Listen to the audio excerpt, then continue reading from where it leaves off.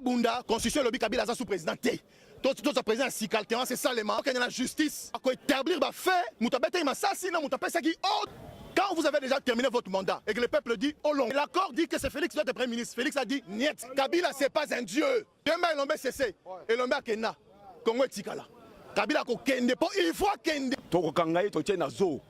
Nana e akufeli e bana ko koba pour que Congolais aillent bana ko recouvrer liberté.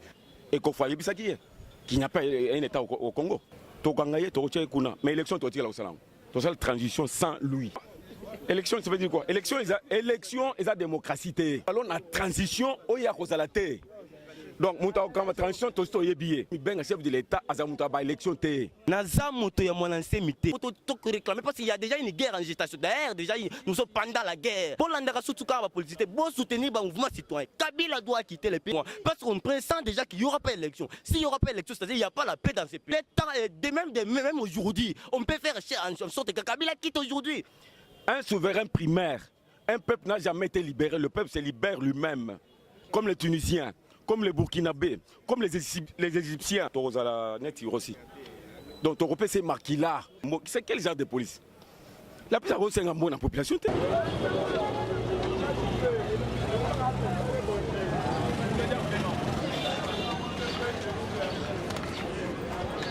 Mbote na balandinion sur Congo Vision Plus, chaîne na actualité, bien chaîne na vitesse.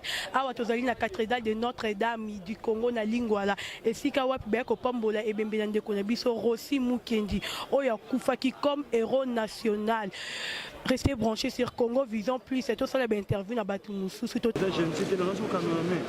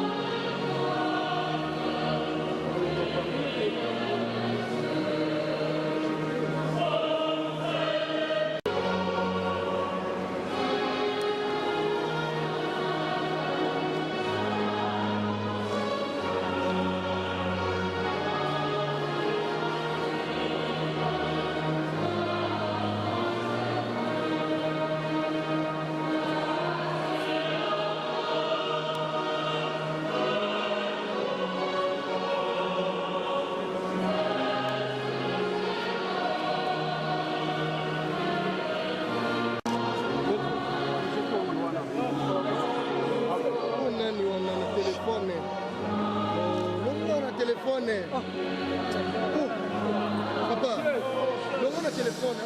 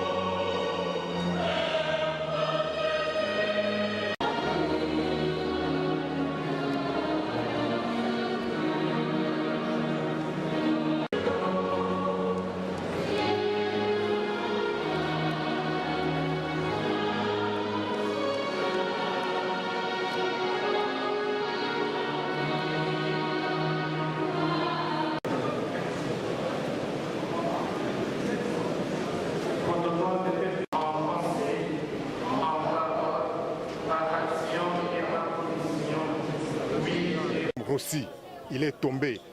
Mais demain, la victoire sera à la population, au peuple congolais. Voilà. Awa, nouvelle société civile congolaise, aïe pour célébrer un héros. Rossi Chimanga Mukendi. Toye kolelate parce que martyr balela kayete. Martyr ye basala kayete bitumba oyo tinana e akufeli e bana kokoba pour que Congolais aille bana ko recouvrer liberté, aille bana ko recouvrer dignité ya bomoto. Donc toyaki awa mpona ko accompagner un héros. Pe koloba ete bitumba oyo ya akufeli esengeli biso ba to tika na bomo to pérenniser yango pour que démocratie et bana ko régner kati na mboka na biso. Pour que liberté et bana ko koye na mboka ko salema na kati na mboka na biso. Akufi abomi mutute, yibi eloko ya mutute, ayibi mboka ya mbongo ya mboka te, abomi mutute mais atelemaki pona kolobela Congo, pona kolobela liberté ya Congo, pona kolobela démocratie, pona ko réclamer dignité ya bomoto kati na mboka na biso. Talati na biso toye awa pona ko accompagner un héros, un martyr de la démocratie. Tokanisa awa bande koneti kapangala baza ba oyo ba pesi makila poete mboka oyo lobi to lobi kuna démocratie evanda toyeba na ko respecter d'unité ya bomoto. Ngaye héros national. Il est mort sur le champ de bataille. Il est mort parce qu'il réclamait la démocratie. Il est mort parce qu'il veut que l'homme congolais découvre la dignité, qu'il soit considéré comme étant un être humain. Voilà pourquoi il est héros. Pour nous, c'est un héros, un martyr. Alors un martyr, c'est douloureux pour la famille biologique, même pour nous, ses compatriotes. Mais écoutez, que voulez-vous? C'est ça aussi le prix de la liberté. C'est ça aussi le prix de la démocratie. Et donc, nous allons pérenniser ces combats. C'est la meilleure façon de pleurer un martyr. C'est pérenniser les combats pour lesquels il a sacrifié, il a donné de sa vie. Merci beaucoup. Kitendi ya rouge, mais tu es kitendi ya rouge, ezara signe ya batu ya mwana nsemi. Yo poza muta mwana nsemi. Naza moto ya mwana nsemi te. Ngai nazali président ya Nouveau-Rco. Nouvelle voie pour la relève du Congo. Donc naza mon peuple congolais autour se réclamer ba droit na biso eza violé. Donc ceux qui vont moni kitendi yo jour ye akufaki ezalaki makile tangaki. Alors na hier te pour la tabiso bilamba ya mundu te to ye awa poto to réclamer parce qu'il y a déjà une guerre en gestation. D'ailleurs déjà nous sommes pendant la guerre. Alors pendant la guerre il y a que des rouges. Voilà pourquoi je me suis habillé en rouge. Donc nazo lancer appel na peuple congolais surtout. Bolandaka Soutouka va politique, bon soutenir le mouvement citoyen. Kabila doit quitter le pays avant même les 33, les 23, excusez-moi. Parce qu'on pressent déjà qu'il n'y aura pas d'élection. S'il n'y aura pas d'élection, c'est-à-dire qu'il n'y a pas la paix dans ces pays. Voilà pourquoi nous nous demandons au peuple congolais. Il est temps, même aujourd'hui, on peut faire en sorte que Kabila quitte aujourd'hui. Les citoyens sont où? Regardez Batouazate. Batouazate. D'ailleurs, j'annonce encore une fois que je suis candidat président de la République. Il faut changer ce régime. Il faut changer ce voyou ici. Donc voilà pourquoi nous sommes venus en rouge. Nous sommes là pour ça. Donc je suis candidat président de la République et nous décidons que dans même 3 semaines, même aujourd'hui, nous sommes capables de faire échec au Kabila parce que nous sommes pendant l'article 64. Donc il est déjà temps, parce qu'il y a eu déjà un coup d'état constitutionnel. Alors il est temps au peuple congolais d'appliquer l'article 64. Voilà pourquoi nous sommes ici en rouge. Merci, papa Tomonio Mupanzi Awana, chemise yango eza na makila ebele boye pona nini? Bon, lelo mingi pende ya kolobeza te so bomoni nga lati chemise na makila c'est simplement pour la kisake ba Rossi ba kufine na maboko na biso ba beti bal to simbi to kene tina Saint Joseph so tali ba image romona pena ndeni azo kita kufa nga na simbi na kitina seka na même elamba nazaki na ngwana garden na be fona ya tellement to kabola toujours système wana mawana fona yana lakisa ke non tozalaki to continuer toujours lit to continuer toujours lit na suka photo bunda yango wana ba indication ezalaka o sonam repose en paix biso boyi babiloko wana loka makila na déjà tangaki etangara pona libela et puis biso na soto simbara minduki na poto ebande to ko bunda contre ba adversaire batika biso ka to ko libre loka yemo le bec le peuple gagne toujours to garder toujours même idéologie que le peuple gagne toujours donc peuple a gagné mais peuple a gagné non là la pongité mais peuple a gagné fa telema qui ende bitumba yango to tindi pe langage na ba parents babi les faits brillent plus aussi chacun y apporte sa contribution donc to senga ba parents boti ndande bana ba yande to bunda to banini ko libérer mboka na biso biso moko yango to za na système en makila to la ta toujours elamba to la que to zalaki to continuer toujours lit na biso bisa biso sikoyo nous de zalaki présent tout ça isa biso message nini ko lancer na bato to kompo na yo komba nini vraiment aussi amener na kati ya mboka non le aussi a amené combat mo partout biso ku toyeba ke tozaki aveuglé po biso to ba combattant netinga bato bele ba yebinga te mena bunda ka eta combattant mais tozaki surpris to mona ba organisation belé bela sala aloba na slogan ku to etikali to tikali nango za le peuple gagne toujours donc amona na ki donc bunda ku biso to ebité yango c'est de même loko biso to so peka effort wana to bata marate ko to bunda nde to monana pour le loer to mona na muto yeba ke mutu tela bunda aroya toujours dans secours na donc to mila kisa mais ça déjà to biso beto mila kisa eta to za ba combattant to bimaka to mona na to za ba combattant solo to bunda pour la liberté ya mboka na biso. Merci beaucoup. Restez branchés sur Congo Vision Plus. C'est vous tous qui sont en train de nous suivre en ces moments précis. C'est bien moi, votre humble chroniqueur, Ginola Kembo Ozana El Paracletos, le manqueur de la presse congolaise. Suivez toujours votre chaîne bien-aimée Congo Vision Plus TV. Tu veux rendre dernier hommage na fait au Atikibiso Rossi Mukendi Chimanga à toi na cathédrale de Notre-Dame ya Lingwala to kutanina de Kwazali membre ya azali combattant membre ya opposition de soirée bonjour. Bonjour et bonjour aussi aux téléspectateurs. Ça dépend de l'air Bazo Zwanga, mais pour rectification, dans notre opposition, tu la société civile. Oui. Merci beaucoup. Tokutio a na kata Notre-Dame de Lingwala na matanga ya Rossi Mukendi atiki biso ya beaucoup de mois au mekopeko décrit biso Rossi akufaki na nini. Vraiment, il faut comprendre que non les lots toye la recité. On vient le rendre hommage en tant qu'héros à Koufé la démocratie. Mutoyo à Koufaki na lutte. Liwa aussi ayé le 25. Mukolo ya marche au sel c'est à décréter qui pour population Asenga application intégrale et accord à Saint-Sylvestre. Il y a un monde sali que non tellement qu'on a un pouvoir répressif pouvoir on est sali que non et bon mamutu moko pour atténuer vent et mouvement citoyen wana. Siko il fallait matange salemité pourquoi parce que même gouvernement abomir aussi abando banga lisusu ko bimsanzoto na e pour na ba dommages collatéraux o elinga salema. Alors na blocage wana les activistes aux hommes simananga ou bien bao baza na kati ya paroisse ils se sont battus jour et nuit ils ont dénoncé ils ont fait des plaidoyers pour que nous autres ane bima gouvernement santé taki mais quand même avec comprendre que notre détermination ezaki makasi à fléchir devant aspiration et population il y a on est le lot okutani awa to sale la MS digne et puis to kundaye.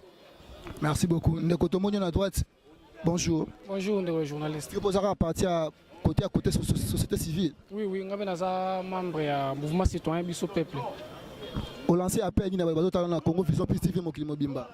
Bon, appel les arara que le lot eza jour to mettre en terre activiste na biso héros na biso Rossi Mukendi oyo assassiné sauvagement par les pouvoirs maléfiques en place au bazo organiser élection te balingo sel ko malonga pona mboka te toza na nzala tozo kufa lokwa banyama toza santé te tozo tanga mabe tokotia lelo mabele ça ne sert à rien to le la po aza héros ba célébrer ba la raté c'est pourquoi to se retrouver à.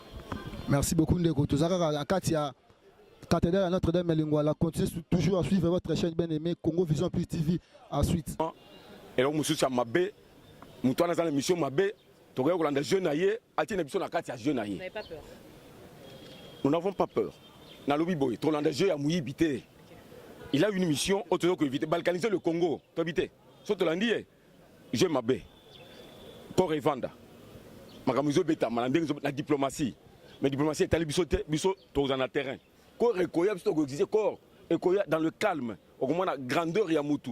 Parce que pour toi, les photos, peuple, Afrique, Mobimba, les laïers, monde Mobimba, les laïers. Tu as un petit voyou, avec aussi l'aventure, encore ya mutu, ya marque, donc on n'a pas peur. Et ça, c'est une option, il y a un gombe. famille en dimanche, pas question. Et quoi est-ce qu'il y a qui? Les lots sont au début et il y a et quoi y a. Mais parce que nous sommes des stratèges. Bayeba, bah ça qu'il y a autrement membres il y a famille, autrement il y a parti politique, il y a UDPS, autrement membres il y a mais les lots et qu'il y a feinte, toi bien ma feinte toi na toro CDT. Alors ce que j'ai dit c'est quoi? Peuple congolais toujours debout. Biso toujours totelemi. Oh bah c'est l'aventure il y a aussi. Bah c'est l'aventure corps edmide. Bah funguli nani serugite.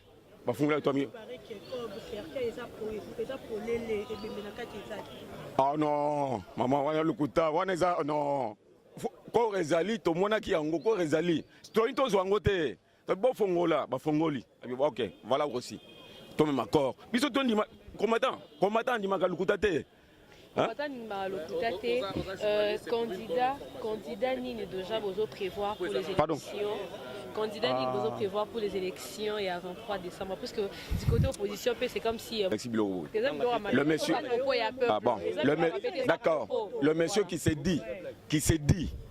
s'est targue sur la poitrine qu'il est le chef de l'État congolais et qu'on voit qu'il n'y a pas un État au Congo. C'est connu. Le pasteur Rico fait une église. Bon, si c'est quoi État, chef d'État, ça c'est son problème. Azam tu as élection, je vous assure. Azam tu as élection. Tu as l'élection après, tu as kangaye, tu as nazo. Tu as nazo. Et à cause de ce bon ben nakati zo. Je vous assure, tu as kangaye, tu as nazo. Il est en train de rêver. Bazoko c'est Pamba, Mobutu grand homme, Mbinga, grand dictateur. Allez là, Mayela Yebsaye, monsieur. Chef de l'État, il n'y a pas moins de Kende. Ah, Maël, avec toi aussi. Et il sait qu'il est avec des petits Congolais malins. Il se connaît mieux. Mais l'élection, tu as la transition sans lui. Transition ou élection? Mais le candidat. Transition, pas. Non, moi je vous informe. Ils disent qu'il y aura élection le 23 décembre. Non, il n'y en aura pas. Cette année. Il n'y en aura pas. Quand vous dites transition. Je connais ces messieurs depuis 2003. Suivez. Moi. Élection, ça veut dire quoi? Élection, et la démocratie. Hein? Lorsqu'on dit transition, ça dit que tu quittes le système, il y a ma baie, tu comme le système, il y a bien démocratie. Aux Hollande, nous allons la transition où il y a cause à la terre. Donc, quand la transition, tu es billet. Tu es autant que combat. La transition, tu es billet. Je parle de transition. Dans le but, boyé. Mouto Azali, Oyazomi Ben, chef de l'État, Azamuta, élection. Il y a une conservation au pouvoir.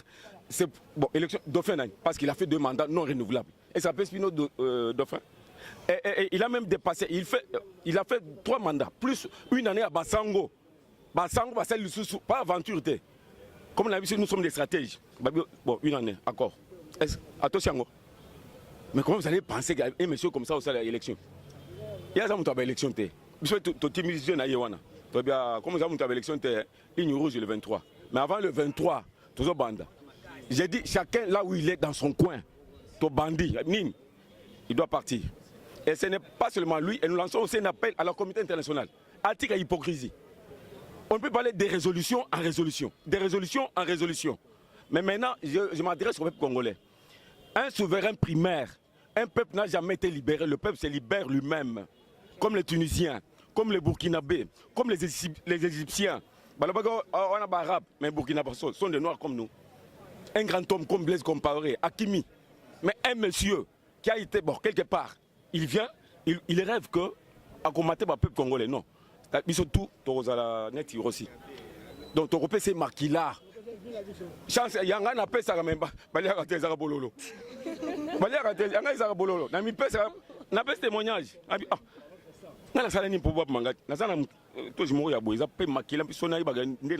Ça fait 4 ans. Juste après l'élection de 2011. On a limité embuscade.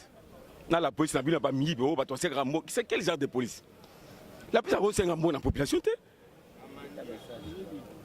Aujourd'hui, 100 francs, 200 francs. Et Bazo pèsera chaque jour. Juste pour... Ah, un mot de la fin avec vous parce qu'il y a beaucoup d'intervenants. D'accord. Un message fort au Coco lancé dans le combattant. Bon, on a un combattant boyé. Tu peux exemple, Serge Lukusa, on a mouké, à Koufa na Seni, serveur central. Mais à Koufité, je cite Serge Lukusa. À Koufité. Rossi. Et ça Kofi a profité. Parce que chaque année, tu as toujours Rossi. Et lorsque il y a président Tango Koya, et Kundama, place Moko, tu as des terrains et Kundama Wapi, na place Kor ya tiré de Rosala. Mais maintenant, pour combattant, pas quand on a mouillé bité, na moi c'est abattuté, pas quand on a Makambia, Mboka, Tomi Pesa, Babou Mabiso, va marcher sur nous. Comme ça, il faut bâtir Mboka, Nabiso.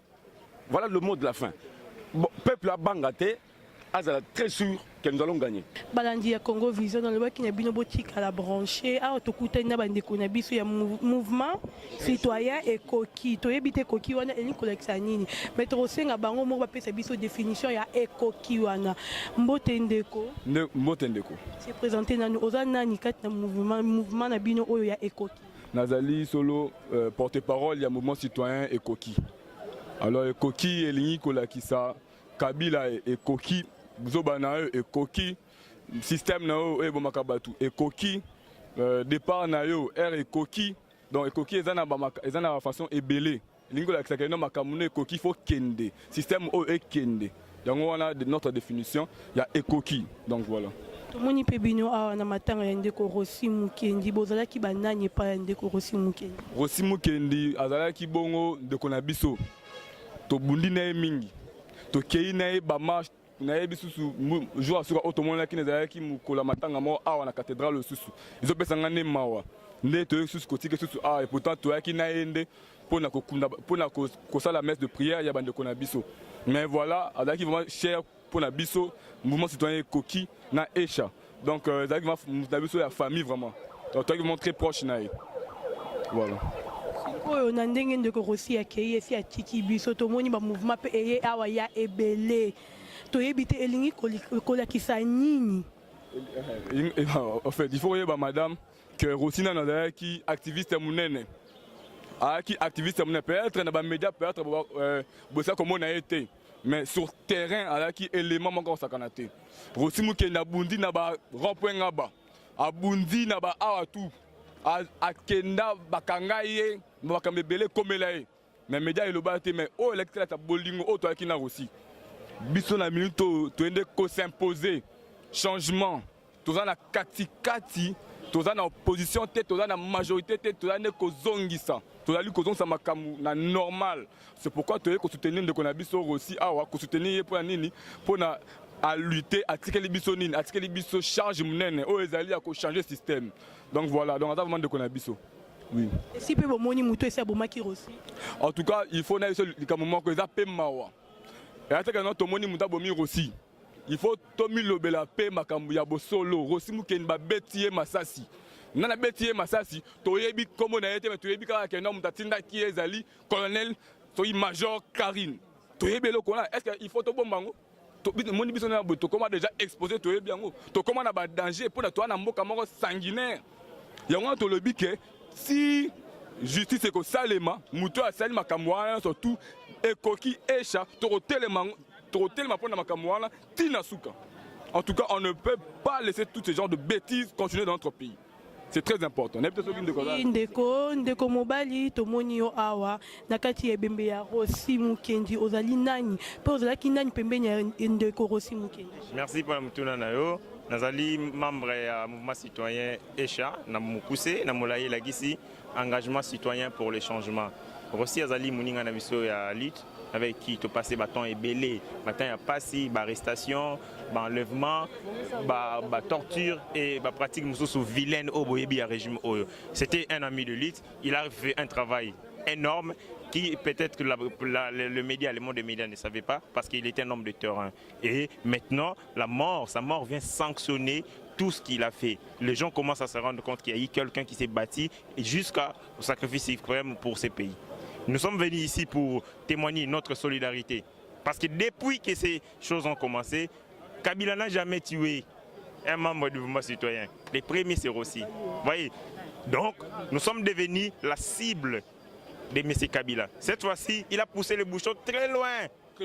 En prenant un d'entre nous. Ainsi, nous ne le laisserons pas faire. Cette fois-ci, nous sommes déterminés à lui barrer la route. Nous allons lui faire payer de la même manière qu'on l'a fait avec Mobutu, avec tous les dictateurs que vous connaissez de ce monde, Kabila aura aussi le même sort. Parce que le peuple congolais, même si on mettait Hitler, ça je ne cesse de le répéter, si Kabila il s'aventurait, aujourd'hui il met, je ne sais plus c'est qui, Mova, c'est Mova. Même s'il changeait, il enlève Mova, qu'il met cette fois-ci Hitler. Avec la détermination du peuple congolais qui est le lion tranquille, il partira. Parce que cette fois-ci, trop c'est trop. C'est notre jeunesse qui est sacrifiée. C'est notre avenir qui est sacrifié. Kabila a détruit déjà notre avenir. Nous ne laisserons plus de détruire celui de nos enfants. Ainsi, pour couper court à cette hémorragie, nous devons nous lever comme un seul homme. Nous organisons, nous ne nous inscrivons pas dans le schéma des élections. Parce que nous sommes convaincus du fond de notre cœur que les élections ne se tiendront pas en décembre 2018. Nous organisons la transition sans Kabila. Nous allons mettre seulement en exergue les mécanismes constitutionnels, notamment celui contenu dans l'article 64 alinéa 1er. Nous allons lui barrer la route parce qu'il gère le pays en violation de la Constitution. 2 ans après, depuis 2016, il devait organiser la dernière élection pour qu'il quitte le pouvoir. Mais jusque-là, les élections ne se sont pas organisées.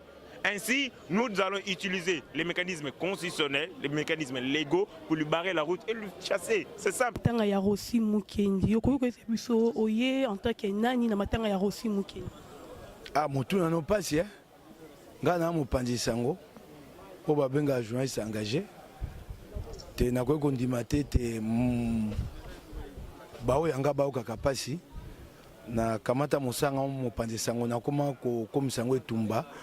Poto sangana baninga to bongola mboko yango eloko memelinga awawa pona matanga ya aussi e yangonga moko ya pasi mingi na motema kasi na pasi ande tokolela yango na kati ya pasi wana tokozwa makasi pona koyebisa Kabila te tokokenda na ete na suka etumbo tokotika yango te tokolonga yango soko lelo totiki etumbo oyo liwa ya Rossi Mukendi Chimanga, liwa ya Desha de Kapangala, liwa ya Hussein Ngandu, baliwa na nyonso ekoza na tina moko te. Yango wana toko ebisa ete aza na kimia, ami tungisa te, toko kenda na ete na suka akolonga ka biso te. Akokoka kolonga biso to tokenda na ete na suka tokolonga e.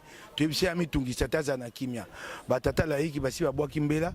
Babite tumbezongi toko za bapesa biso mokolo o toko kita baba to ebisi Kabila za na kimia tokoya na baba akomona biso aza na kimia akomitungisa te mokolo to komise na suka o bokone kende pembeni mapono mesami bokonja sike pona kobongola Kongo nde mokolo to koyeba tina ya liwa ya Rossi eloko ememinga koyawa yango wana.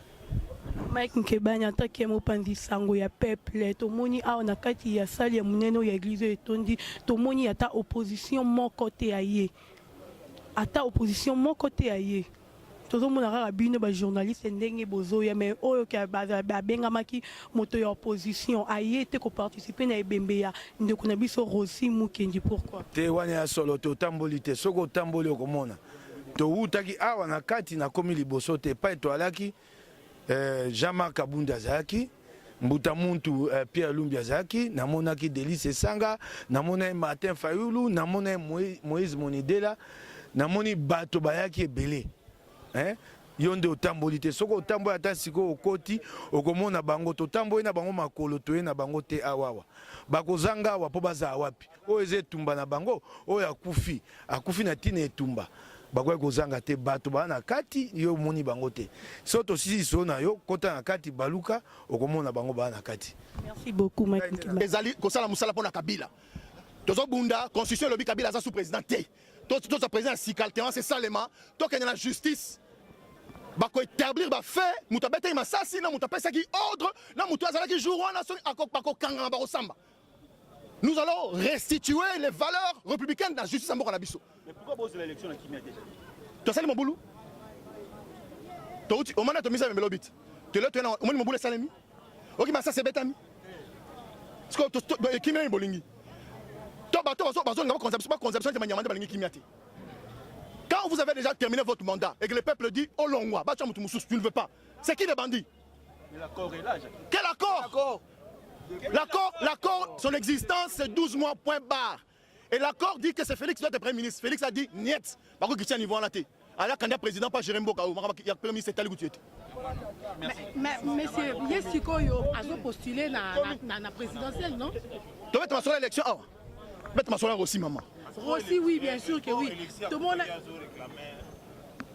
Ba élection eko salema, ba namboka, bo mitungisa te. Élection c'est ba namboka oyo. Tu dois insister pour dire ceci. Boyo Kango bien na to anero baza a ba service. Kabila c'est pas un dieu. C'est ça. J'ai vécu dans ce pays où j'ai chanté nous les pionniers du Zaïre, nous chantons allègrement. Nous sommes. Tu es maïngo bon. Tu es maïngo cessé et l'homme Kena. Congo Tikala. Kabila ko kende pour il faut kende pour le peuple gagne. Toujours. Le peuple gagne toujours. Toujours.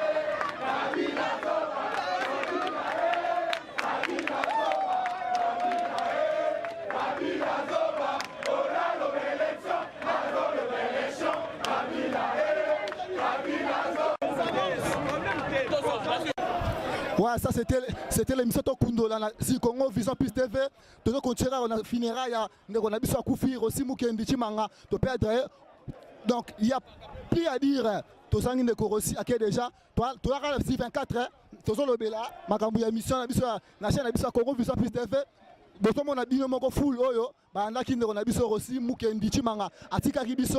Il était bon, c'était un combattant, il s'est battu pour ce pays pe atiki biso tozo continuer à kolanda funérailles na biso na suka.